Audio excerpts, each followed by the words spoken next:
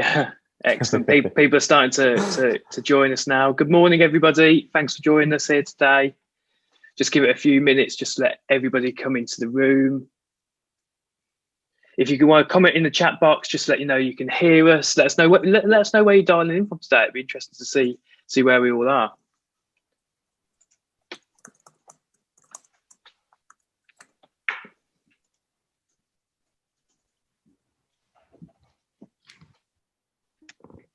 Excellent. Numbers are jumping up now. Okay, Aynsley, Helen, should we get started? Yes. So everyone, thanks very much for joining us on the session this morning. This is part 2 of our web series that we've been doing, but trying to, share some insight about how to get started, how to use and how to maximise use of technology. We've asked Helen to join us today.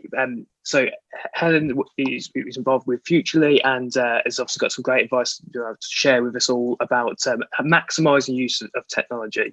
Aynsley and I spoke last week about getting started with technology. We spoke about how to get staff on board, how to address some of those initial implementation issues. Today, we're going to take it a step further. Let's talk about how to start using technology, how to get your clients embrace the technology that you're using, how to get the staff embrace the technology, and of course, most importantly, how to make it profitable. So, Helen, do you want to just give a bit of an introduction to yourself and Futrli to start with? Yeah, of course. And like you said, slightly involved with Futrli. So I've been part of the Futrli team since we launched, when back in the days when we were crunch boards, if anybody can still remember that. So we launched into the market about 7 years ago as part of that team with our initial advisor product that I'm sure you all know very well. Advisory was still quite new back then, as was Xero. It was still the days of people a little bit terrified of getting rid of their server. So we came to the market with our advisor product, very much looking to enable accountants to take advantage of that real-time software, the bookkeeping data that was coming through from Xero's and the QuickBooks, and start to really expand their services into the forecasting and the reporting and those advisory services that for a long time have been very much stuck in Excel. Obviously, we have seen so many different approaches to rolling out and driving change within firms, particularly compliance firms, as they try and adopt these new services. I've seen the good, the bad, the ugly.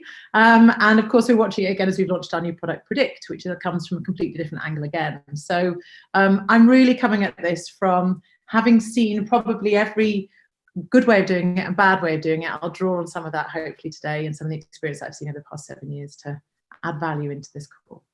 Excellent, perfect. Thank you very much. Aynsley, good morning to you as well. Good to see you again. So let's kick it off then. So we've got a firm. They've picked their software. They've put it into practice. They're starting to use it, starting to like it. How do they take it that next stage further? How do they start to get the clients to appreciate the software that we're using? Aynsley, what experience have you got in seeing firms roll out software to clients? Oh my goodness, this is going to be a huge topic, I think. I'm not sure we've got enough time between the three of us to discuss this today, but let's try and give it a bash. I know some of the topics that Helen and you are going to be covering, so I might try and take a slightly different angle. And for those that don't know me, I am the CEO of Clarity. We have built a tool to enable the team to deliver business advisory services to effectively 100% of the clients.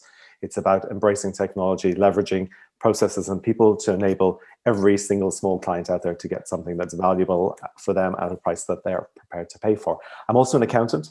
I come from an accounting background. I don't have my practicing certificate anymore, but I am still a chartered accountant. And I left KPMG and built and sold my own multi-award winning, multi-million-dollar revenue accounting firm.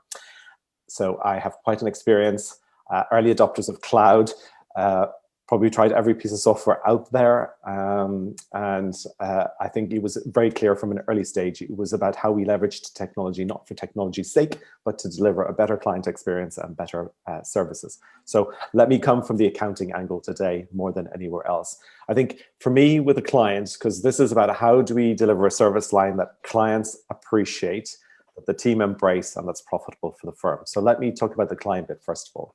I think it's, before we get anywhere, and I think this is just critical to mention, and this isn't about technology, this is just stuff, business stuff. I think it's really important that we help that we know our clients. And that sounds really, really basic. So yes, of course I know my clients, but do we truly know our clients, what they want, what they need, and what they value? Because if we're going to try and sell them something that they don't want or don't need or don't see the need or the want for, then it's going to be really, really tricky. And I think as accountants as a profession, and I'm including me in that, we have always tended to sell the benefits. So we're always saying, oh, this is the feature. Sorry, not the benefits, we're selling the features. So I want to, for example, with Helen, I want to give you a KPI dashboard, or I want to sell you a management report, or I want to give you a three-way forecast. And the client is going, really? Do I want that? Do I need that? What's that all about? How much is that going to cost me? I don't understand the value. And no, I'm paying you enough already to do your accounts and tax returns. I don't want any more. I don't want to pay you anymore.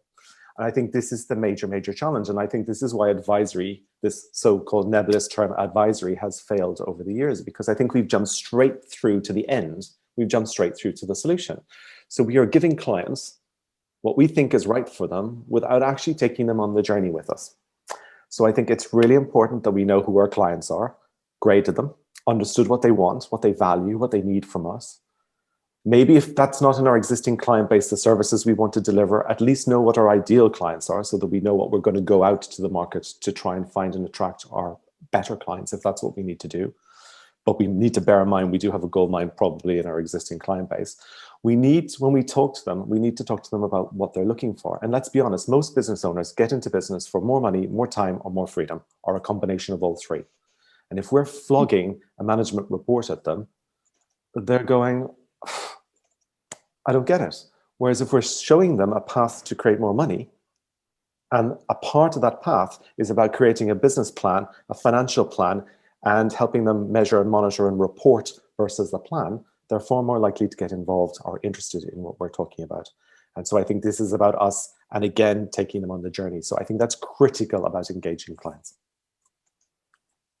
Excellent. I think that's an excellent point. So we briefly spoke about earlier about how to roll software out or technology out to clients. So we want to take the clients on a journey. So how many clients do we take on that journey with us? So sometimes when people start using technology, they might try and get a group pilot test a piece of technology with say, I don't know, 5, 10, 15, 20 clients. Some firms want to roll out that piece of technology across their whole firms, across all their clients, and let's see what happens. So I think we are going to come up with this one from two different approaches. So from accountancy manager's perspective, we're onboarding practice management software.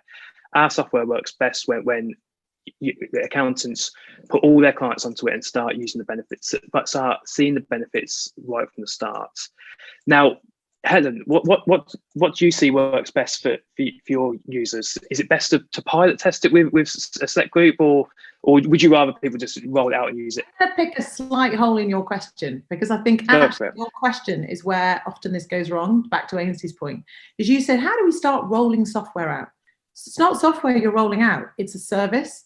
And actually, if we stop considering it as being software rollout and thinking about the software and selling the software and how we're going to get our clients engaged in the software, then we completely change the relationship in terms of actually this project. Because you start thinking of it in terms of the service, what's it going to bring to our practice? How is it going to engage with our clients? How do we go to market? How do we talk about it? How do we change our website? What service is this software going to enable? Honestly, I have watched so many firms over the year, and I've probably said it a billion times, but stop selling software.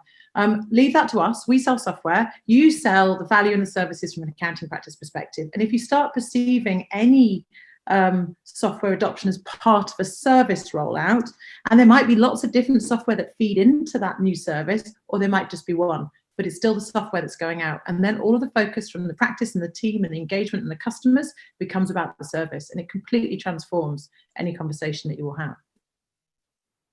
Yeah, that's an excellent point. Aynsley rolls into what you're saying as well, knowing your clients, building that relationship with them in order to be able to provide the service that they truly desire. And the question which I then ripped apart, I've forgotten, was you said, how did you start with? So this kind of comes back to, I want to jump, I guess, one step back again, because I haven't got the magic answer. I know that there's obviously, you want to get the whole practice engaged in whatever it is you're doing, but I think we just need to stop for a second. There's so much time that's taken in choosing and deciding on the route that the practice is going to take and the new services they're going to offer. then what happens is they make decisions on the software that's supporting that new service, and then they don't do what we do from our perspective of a GTM, a go-to-market. How are we actually going to take this to market? How do we take it to market internally in our client base? How do we take it to market externally? And there's almost, it stops being a project once the decision is made to go ahead with the service. And actually the project extends beyond buying the software or deciding that this is the thing we're going to do. And actually that's where we need to really get into the granularity of the detail of the project and looking at properly planning it, putting objectives around it, putting timescales around it. How do we know if it's going well? How do we communicate it across the business? You know, I think whenever I think about what we're doing, we have core, you know, there's obviously big company goals from a revenue perspective. But there's also those KPIs that we focus on as business. And if an accountancy firm decides, I'm going to talk about advisory, you know, as both Aynsley and I we'll talk about doing more advisory services. If that is what you want to deliver out to your clients, then set KPIs around it. What is it? We want to engage with X proportion of the portfolio. We want to have advancing conversations with this particular batch of clients. And then the whole company reviews those KPIs on a monthly or quarterly basis as they have the meetings. So it keeps the whole business on track of this is the new service and this is where we're going. And then again, back to that project extends beyond just signing on the direct debit form for whatever software it is that you've got propping it up, because it's what happens after that that really, really does transform it. Whether you start with one client or whether you start with all of them, to be honest, the same approach stands. Aynsley, do you agree with me on this? Yeah, I do. I think it does depend on the size of the firm. So obviously strategy is critical. Like I believe every single business should have a plan. Now, whether that's a client or whether that's the firm itself, I think every single business owner worldwide needs a plan. Nothing in the world gets created without a plan. If you think about it, no piece of music, no piece of art, nothing structural especially. So no building, machine, car, engine gets built without a plan. And I think sometimes with our clients, we allow them to run riot and run amok and just wing it. And I think we potentially in an accounting firm have that classic builder's house syndrome where we focus on our clients first and their problems and issues and challenges, and we don't actually fit our own oxygen mask first and fix our own business and plan and strategize in our own business. So absolutely 100% agree with you. We need a clear plan. We need short-term objectives, long-term objectives. We need to create a big, hairy, audacious goal. We need to break that down into little bite-sized steps where we can take the next step. And we need to measure and monitor results versus each of those steps and pivot and change and adjust and do all those things that we know and that we tell our clients to do. And sometimes in our own business, we get so consumed with helping clients as accountants. We are desperate to please our clients. We often forget to do the basics in our own business first. So I think absolutely strategy, critical, and all those things that we've mentioned. I think for me, some firms go straight to rollout. And I often hear this as, okay, great, this is wonderful. How are we going to roll this out? And I think, again, this is about how we can plan and create quick wins. I'm a great fan of John Cotter. Our iceberg is melting, the 8 transformational steps of change. One of the steps is like 6, and it should be probably number 2 or 3 is about planning for and creating quick wins. And I think that's critical to build confidence within the team, to create stories that you can share with everybody, build that coalition around you that's going to help scale this. Because ultimately, yes, we have to scale it. Now, how fast we scale it will obviously depend on the size of the firm. And I think that's the critical point. And we also need to understand our own skills and limitations as to whether we're going to just jump in with 10 and do a rinse and repeat model, or whether we're going to go 10 to start and then roll to 100 and then 1,000. It does depend. And I think Helen had a great point on the nimble and flexibility of some firms versus others.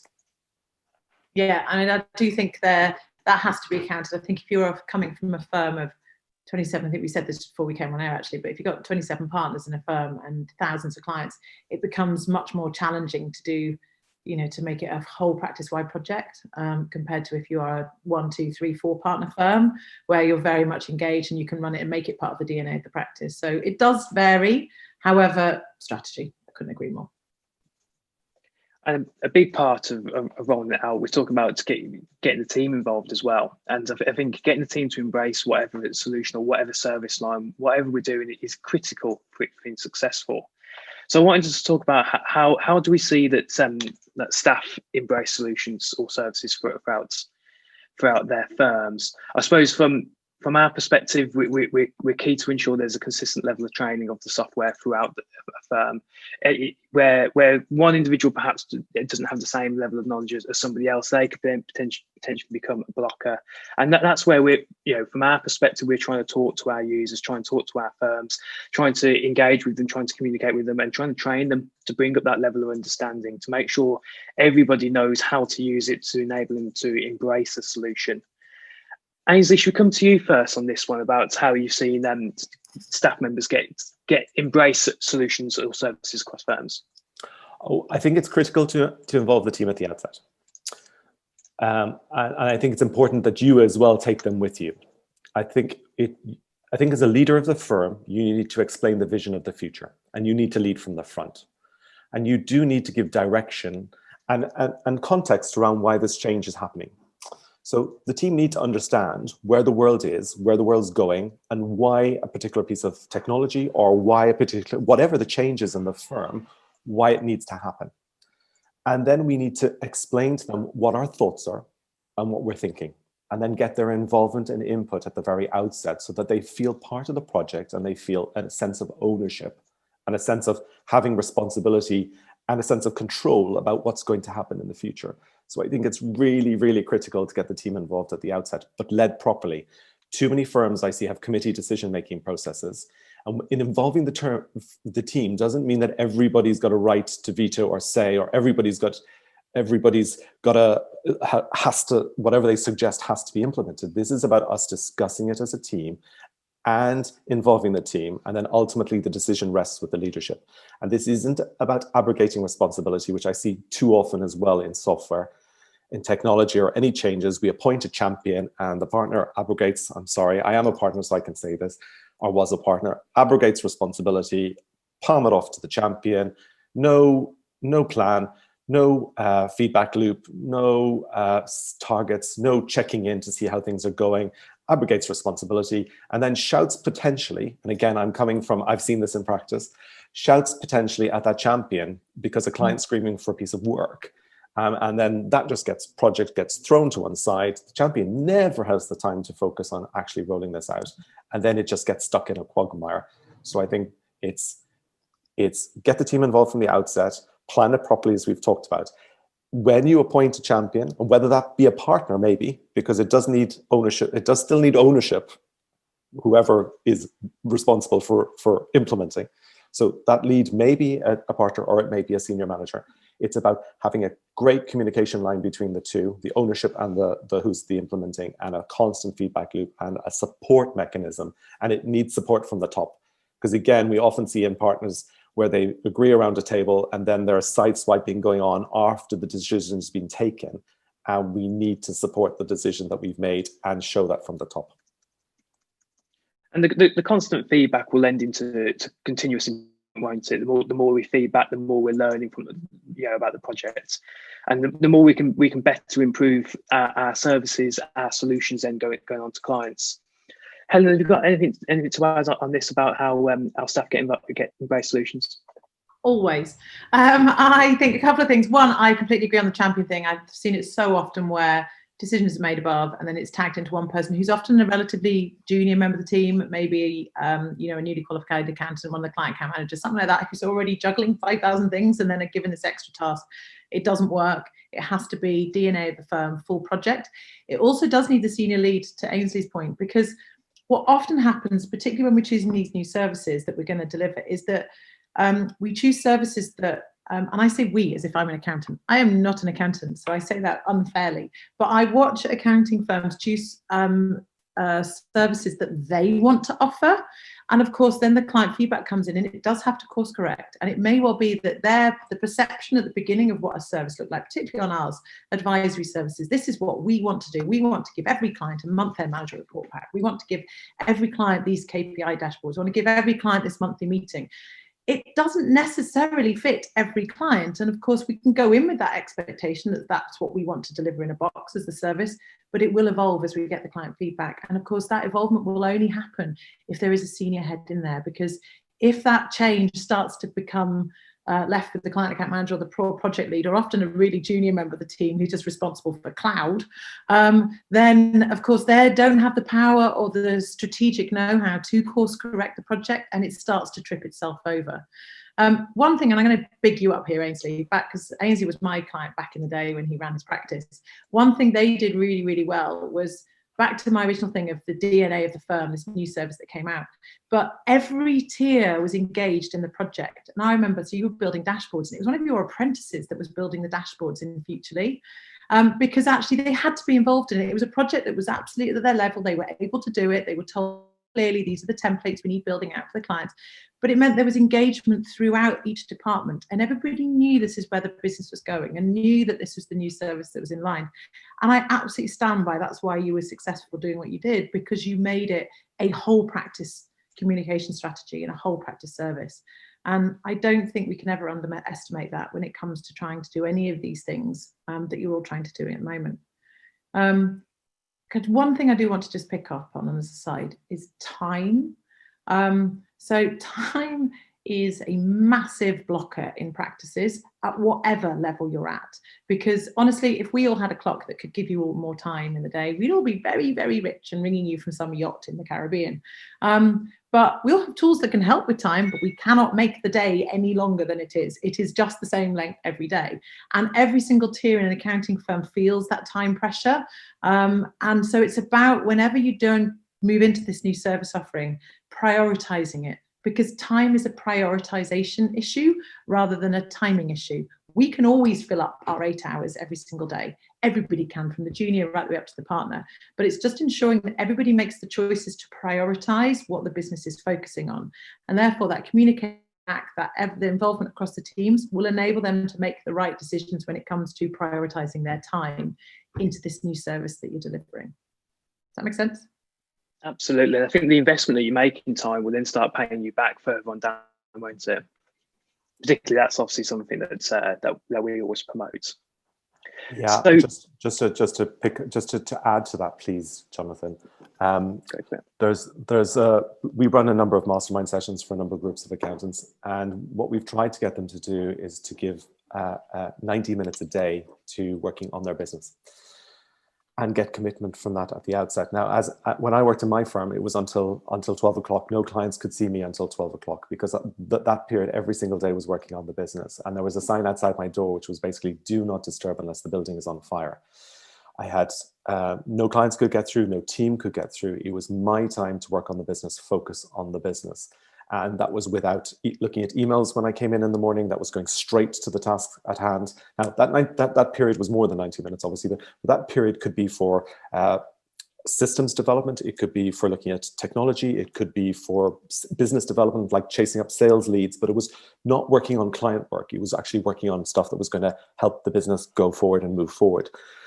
I think my biggest, I suppose, regret was that I was ruthless with my time management, because I had to be in what I was doing, but I didn't make my team do the same thing.